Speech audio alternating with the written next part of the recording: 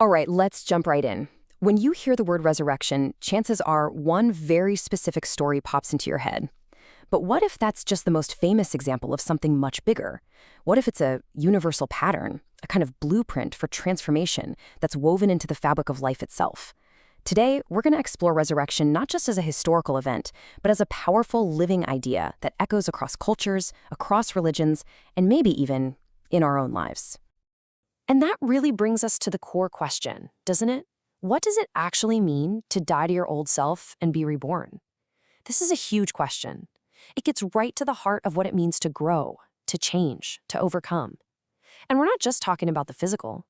We're talking about identity, about purpose, and about all the parts of ourselves we have to let go of to become who we're really meant to be. You know, asking this question is nothing new. This is a fundamental human thing. It's a theme you can find everywhere, in ancient myths, spiritual traditions, and philosophies from every corner of the globe, going back thousands of years. It really seems like we've always been fascinated by this idea of a profound, total renewal. So to really get a handle on this universal pattern, we need a starting point, right? A kind of foundational template.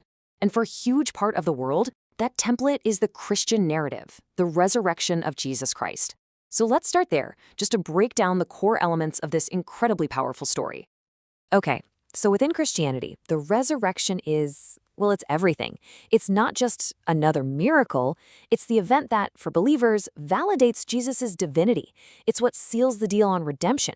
It provides a model for the spiritual rebirth of every follower, and it offers this radical, game-changing hope that death is not the end of the story. This single event is what turned a small movement into a world religion. But here's where it gets really interesting for everyone, regardless of belief. Beyond the literal event, the story is just packed with powerful symbolism that can be a guide for our own transformation. Think about it. The empty tomb becomes a symbol of triumphing over any limitation. The stone that's rolled away, that's about removing the obstacles on our own path. And this one's my favorite, the grave clothes left behind. What a brilliant image for shedding an old self, leaving behind an identity that just doesn't fit anymore. And once you start to see this template, this pattern of death and rebirth, you begin to notice its echoes absolutely everywhere. So let's take a quick trip around the world and see how some other major traditions have approached this same universal idea. So if we look to the East, we find these fascinating related ideas. In Hinduism, you have reincarnation. This is the journey of a permanent soul, the Atman, through countless lifetimes in a cycle called samsara. The ultimate goal is moksha, to be liberated from that cycle. Now, Buddhism talks about rebirth, which is a little different. There's no permanent, unchanging soul, but rather a continuity of consciousness that's shaped by karma. The goal here is nirvana, to completely extinguish the flame of suffering and break the cycle.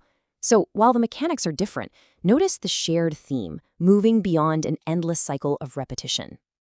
This verse from the Bhagavad Gita just captures the Hindu perspective so perfectly. It frames the death of the body not as this terrifying end, but as a simple change of clothes for a soul that's eternal. It's such a powerful way to think about continuity, even when things appear to end. Now let's jump back to the Abrahamic traditions. Here, the focus tends to be on a future collective event. Islam, for example, teaches a physical resurrection of all people on the Day of Judgment. And in Judaism, the idea of a bodily resurrection evolved over time. You might know the famous vision from the prophet Ezekiel of a whole valley of dry bones coming back to life. So the key takeaway here is this shared belief in a future physical renewal, even if the specifics vary. Okay, get ready for a fascinating pivot. What if resurrection isn't just about a future event for our bodies? What if it's an inner process for our soul? Something happening right here, right now. This is where the mystical and esoteric traditions come in, and they offer a completely different way of looking at this whole thing. The shift in perspective here is just huge. The more mainstream view often sees resurrection as something that happens in the future, a physical reanimation that promises salvation. But the esoteric view, it reframes the entire concept as an inner process, a spiritual awakening happening in the now that leads to enlightenment. The whole focus shifts from then to now and from the body to consciousness itself. So, how does this inner resurrection actually happen? Well, mystics often describe it as a three-stage path. First, there's a symbolic death. This is the surrender of the ego, letting go of our attachments and our old, fixed identities. That's followed by a period of spiritual gestation, a time of darkness, of inner work, where the transformation happens under the surface. And finally, that leads to a mystical rebirth, the emergence of your true, more authentic, more illuminated self. And this right here brings us to the most important part of this whole conversation. We've looked at theology, we've looked at mysticism, but how does this grand, universal pattern actually apply to you? How can we see this process of resurrection playing out in our own lives today? This ancient metaphor really holds the key.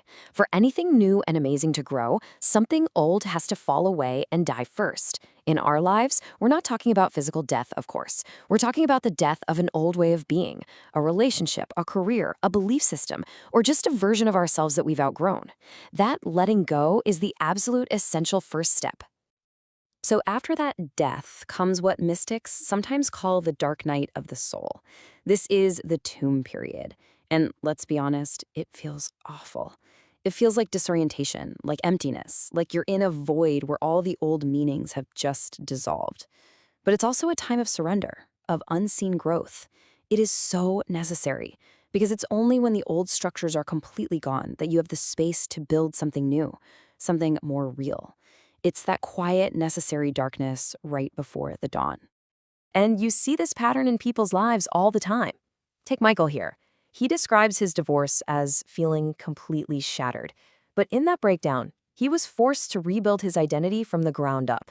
The death of his old life was the painful but necessary price for the birth of a more authentic, more alive version of himself. Or look at Lakshmi's story. For her, the death was professional. Losing her job felt like the end of the world. But that emptiness that followed, it created a new kind of space. And in that space, she found her true calling. It's the exact same pattern. The old career identity had to die for her real purpose to be born. And Jamal's story is just incredibly powerful. Confronting his own mortality triggered this profound spiritual awakening. His experience shows how coming face to face with death can lead to the most potent kind of rebirth, what he calls resurrection consciousness, a state of just being fully present to the absolute miracle of being alive. So, as we start to wrap this up, let's make this personal. I want you to take a moment and just consider this. Where in your life are you being called to let something die? Is there an old habit, a limiting belief, a past identity that's holding you back?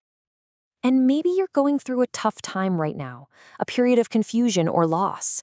Could you possibly reframe it? Could this be your tomb period? A necessary quiet time of unseen transformation before something new and wonderful can emerge? Now let's look ahead with a little bit of hope. If you can allow that old part of you to fall away, and if you can just be patient in that darkness, what new life, what new potential, what new version of you is just waiting on the other side? And finally, maybe the most empowering question of all. See, this isn't just something that happens to us. How can you actively, consciously participate in your own process of transformation? Because the journey of resurrection isn't just some ancient story to be studied, it's a living, breathing process. And it's inviting you, right now, to die to the old and be reborn again and again.